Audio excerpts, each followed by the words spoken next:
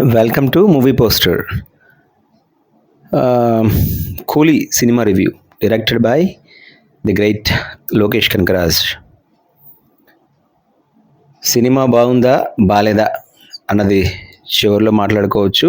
ఒక్కొక్క point wise మనం ఇప్పుడు డిస్కస్ చేద్దాం. సినిమాలో స్టోరీ ఉందా లేదా, చాలా థిన్ లైన్ అది. ఆయన కరెక్ట్గా రాసుకున్నారా లేదా ఎగ్జిక్యూషన్లో ప్రాబ్లం వచ్చిందా, లేదంటే క్యారెక్టర్ని బిల్డ్ చేయడంలో ఏమన్నా ఇబ్బంది పడ్డారో తెలియదు, లేదంటే casting ఎక్కువైందేమో.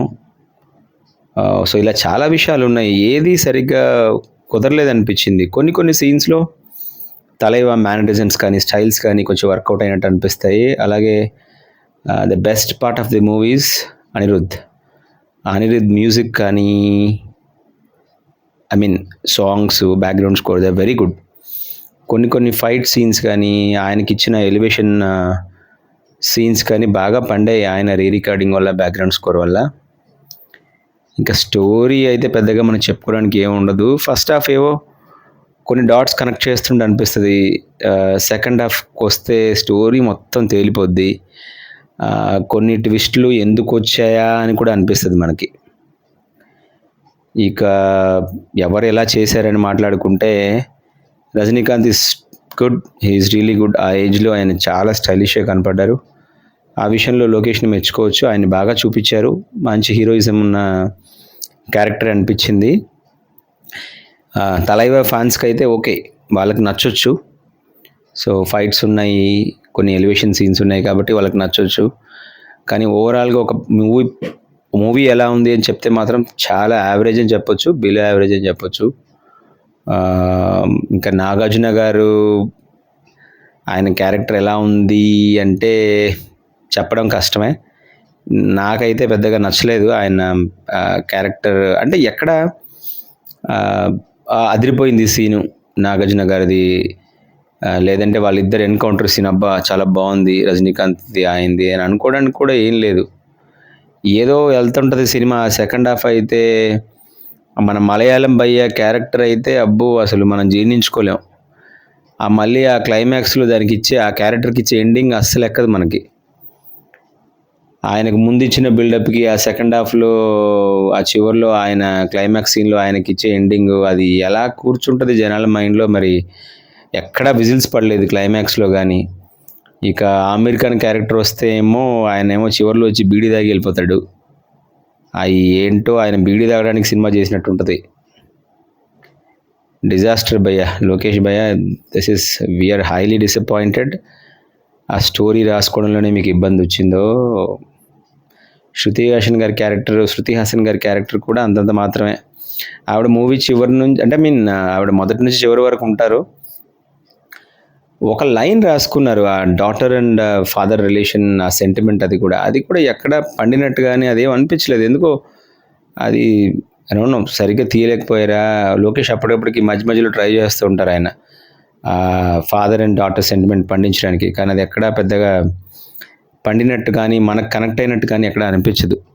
I think that is the saddest part. ఆయన రాసుకున్న స్టోరీ జనాలకు రీచ్ అవ్వలేదని గ్యారంటీగా చెప్పొచ్చు. నాకైతే ఎక్కడ అంత గొప్పగా ఆ స్టోరీ లైన్ ఎక్కడ అనిపించలేదు. మరి జనాలు ఎలా రిసీవ్ చేసుకుంటారో తెలియదు కానీ it's a very dull movie. I think second half is so boring. మధ్యలో ఉపేంద్ర గారికి అయితే ఆయనకు కూడా పెద్ద క్యారెక్టర్ ఏం లేదు. ఐ థింక్ ఒక డైలాగు 2 డైలాగులు ఉంటాయి ఆయనకి. సెకండ్ హాఫ్లో వస్తారు ఆయన వచ్చే ఒక ఫైట్ ఉంటుంది రజనీకాంత్ అండ్ ఉపేంద్ర గారి ఇద్దరిది కలిసి. సో అదైతే మనం అది సాగదీసి కుమ్మి గుద్ది మనకు బోరు కొట్టే వరకు అవుతానే ఉంటుంది ఆ ఫైట్. ఈ మధ్య పిచ్ ఏంటంటే స్టోరీ రాసుకునేప్పుడు మరి ఎలా రాస్తారో తెలియదు. ఒక తెలుగు యాక్టర్ ఉండాలి, ఒక కన్నడ యాక్టర్ ఉండాలి, ఒక మలయాళం యాక్టర్ ఉండాలి, ఒక హిందీ యాక్టర్ ఉండాలి. ఇలా యాక్టర్ని అందులో జొప్పించి అసలు వాళ్ళకి ఆ పర్టికులర్ యాక్టర్కి అసలు ఆ క్యారెక్టర్ సూట్ అవుతుందా, వాళ్ళ బాడీ మేనరిజం కానీ, వాళ్ళ ఫిజిక్ కానీ, లేదంటే ఏదైనా అది నిజంగా సూట్ అవుతే తీసుకోవాలి, పెట్టుకోవాలి, స్టోరీ రాసుకోవాలి. సో అప్పుడు జనాలకు కనెక్ట్ అవుతుంది, చూస్తారు. అంతేగాని పాన్ ఇండియా సినిమా చేయాలి, ఎవరినో తీసుకొచ్చి పెట్టాలి వేరే ఇండస్ట్రీ వాళ్ళని. సో దట్ అప్పుడు మనం ఇండియా అంతా రిలీజ్ చేయొచ్చు, లేదా జనాల్ని కనెక్ట్ చేయొచ్చు. ఏంటి ఈ దరిద్రం ఏంటి అసలు ఈ డైరెక్టర్‌లకి ఈ పిచ్చేంటో, ఇది మానుకుంటే తప్ప మీరు సీరియస్‌గా మంచి మంచి సినిమాలు తీయలేరు. ఒక ఒకవేళ నిజంగా ఆ క్యారెక్టర్ వాళ్ళకి సూట్ అవుతదనుకుంటే yes, it's well and good. వాళ్ళని పెట్టండి, తీయండి. ఆ క్యారెక్టర్ బాడీ లాంగ్వేజ్‌కి వాళ్ళ బాడీ లాంగ్వేజ్‌కి సూట్ అవుతదనుకుంటే యెస్, పర్ఫెక్ట్‌గా తీయొచ్చు. కానీ అసల మన మలయాళం భయ్యా పేరు మర్చిపోయాను. ఆయనకసలు ఆయన ఫిజిక్‌కి, ఆయన బాడీకి, ఆయన యాక్టింగ్ స్కిల్స్‌కి అసలు ఆ క్యారెక్టర్ అసలు ఎక్కడా నాకు సూట్ అయినట్టు అనిపించలేదు. మేబీ అది కూడా ఒక డ్రాబ్యాకే సినిమాకి. ఇప్పుడు 'ఆమీర్ ఖాన్‌ని' పెట్టి ఆ చివర్లో ఆ హెలికాప్టర్ షాట్‌లు ఇయన్నీ ఎందుకు భయ్యా? అక్కడ ఏ స్టోరీ లేదు. ఆ ఫ్లాష్ బ్యాక్ అయితే ఓకే. అదేదో కనెక్టింగ్ పాయింట్‌లా ఉంటది మనకి.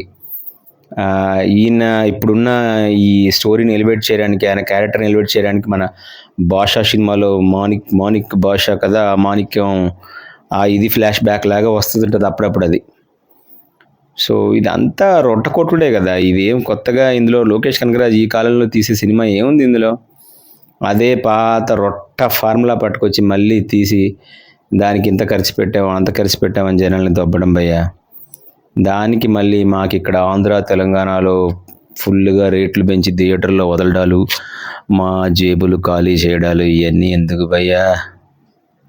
Highly disappointed with Lokesh Kanagaraj's work. ఆయన నుంచి వచ్చే సినిమా అయితే కాదిది. ఒక నార్మల్ డైరెక్టర్ ఇలా సినిమా తీయగలడు. దీనికి లోకేష్ కనకరాజే స్టోరీ రాసి డైరెక్ట్ చేయాల్సిన పనైతే లేదు. ఓడియమ్మ 'ఖైదీ' లాంటి సినిమా తీసిన డైరెక్టర్ ఇలాంటి సినిమాలు తీస్తారంటే ఒక్కొక్కసారి నమ్మబుద్దవ్వదు. అఫ్‌కోర్స్ మధ్యలో ఆయన 'లియో', 'మాస్టర్' లాంటి రొట్టకొట్టుడు సినిమాలు తీశాడు. మళ్ళీ ఇంకోటి కూడా తీశాడు. అదే ఐ మీన్ వీళ్ళు పాత లెసన్స్ నుంచి వీళ్ళేం నేర్చుకోవట్లేదు. అది పెద్ద డ్రాబ్యాక్ అవుతుంది. ఇప్పుడు పెద్ద డైరెక్టర్ అయినంత మాత్రాన ఇంకా పెద్ద కాస్టింగ్‌తో సినిమా తీసేయాలి. ఇదే పిచ్చిలో చేస్తున్నారు తప్ప సినిమాలో ఒక స్టోరీ లైన్ మంచి చెప్తాము, మంచి యాక్టర్స్‌ని పెడదాము, లేకపోతే ఈ పాన్ ఇండియా పిచ్చి నుంచి బయటకొచ్చి సినిమా తీద్దామని మాత్రం అసలు ఎవరు ఆలోచించట్లేదు. అండ్ మోరోవర్ ఎంతసేపు యాక్షన్ జానరే సినిమా తీయాలి. కొత్తగా ఏదైనా ట్రై చేయొచ్చు కదా! Lokesh Kanagaraj can try different genre. అలా ఏం లేదు. ఒకటే కొట్టుడు. ఫైట్‌లు, action scenes, elevations, whistle moments ఎన్నని పెడతాం స్టోరీ లేకుండా. ఎన్ని విజిల్ మూమెంట్స్ పెడతారు? ఏం చేస్తారు? ఎంతమంది యాక్టర్‌ని జొప్పిస్తారు ఒక స్టోరీలో? Highly disappointed and the best part for this movie for 'కూలీ' ఈజ్ అనిరుద్‌స్ మ్యూజిక్ ఆ సాంగ్స్ బాగానే అనిపించాయి. అండ్ బ్యాక్గ్రౌండ్ స్కోర్ కూడా ఓకే. ఆ ఫైట్స్‌కి వాటికి కొంత సూట్ అయిందని అనిపించాలి. అక్కడ మనకు కొంచెం ఎనర్జీ వస్తది. ఇక మిగతాదంతా డల్లే. సెకండ్ హాఫ్ అసలు సినిమా చూడలేము. ఇక ఎండింగ్‌కి వచ్చేసరికి మరి నీరసం వస్తది. ఈలోపు మధ్యలో ఒక ఆవిడ ఉంటుంది. ఆవిడ చూడ్డానికి ఒకలా ఉంటుంది నార్మల్‌గా సాఫ్ట్‌గా. ఆవిడకిచ్చిన రోల్ వేరేలా ఉంటది. ఆ ట్విస్ట్‌కి థియేటర్‌లో ఎవ్వడికి సౌండ్ లేదు. ఒక్క విజిల్ కూడా పడలేదు. అంటే ఏంటి అర్థం? అసలు ఆ ట్విస్ట్ పండలేదని. ఇలాంటి ట్విస్ట్‌లు, రొట్టె కొట్టుళ్ళన్నీ పెట్టుకొని లోకేష్ భయ్య సినిమా తీసి కానీ చాలా ఎక్స్‌పెక్ట్ చేసాం. అంటే 'Rajini' and super star Thalaiva ఫ్యాన్స్‌గా చాలా ఎక్స్‌పెక్ట్ చేసాం మేమందరం. But nothing is delivered. Thalaiva fans అందరికీ సారీ ఇలా మాట్లాడుతున్నందుకు. నెగెటివ్ రివ్యూలే అనిపించొచ్చు. బట్ కంప్లీట్‌లీ డిసప్పాయింటెడ్.